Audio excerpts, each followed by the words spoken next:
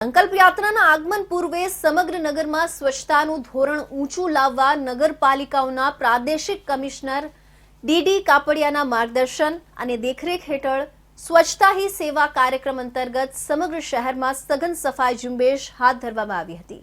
સફાઈ ઝુંબેશને વધુ અસરકારક બનાવવા સુરત ઝોનમાં સમાવિષ્ટ અંકલેશ્વર નગરપાલિકા, બારડોલી નગરપાલિકા, ભરૂચ નગરપાલિકાના સફાઈ કર્મચારીઓ તેમજ મશીનરીની મદદથી શહેરના મુખ્ય રસ્તાઓ, બજારો, પ્રવેશદ્વારો, જીવીપી પોઈન્ટ, તળાવોની સફાઈ કરવામાં આવી હતી।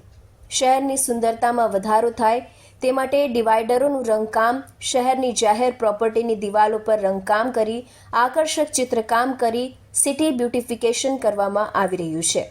સ્વચ્છતાના ધોરણે જળવાઈ રહે તે હેતુથી પ્રાદેશિક કમિશનર નગરપાલિકાઓ ડીડી કાપડિયા, નગરપાલિકા પ્રમુખ કપિલાબેન પી પરમાર, ઉપપ્રમુખ બાબુભાઈ સી વસાવા, કારોબારી અધ્યક્ષ શૈલેષભાઈ વી ગાંગાણી, નગરસેવકો, નગરપાલિકાના પદાધિકારીઓ, કર્મચારીગણ, વેપારી એસોસિએશન, શાળાના બાળકો સાથે રાખી સામૂહિક સફાઈ હાથ ધરવામાં આવી હતી। અત્રે નોંધનીય છે કે તારીખ 12/12/2023થી આજ દિન સુધી સઘન સફાઈ કરી અંદાજિત 80 મેટ્રિક ટન જેટલા ઘન કચરાનો નિકાલ કરી સફાઈની કામગીરી કરવામાં આવે છે અને આ કામગીરી આવનારા દિવસોમાં પણ અવિરત ચાલુ રાખીને શહેરને સ્વચ્છ રાખવાની કોશિશ કરવામાં આવી રહી છે। સાથે જ લોકોમાં પણ સફાઈ અંગે જાગૃતિ આવે એવા પ્રયાસો હાથ ધરવામાં આવ્યા છે।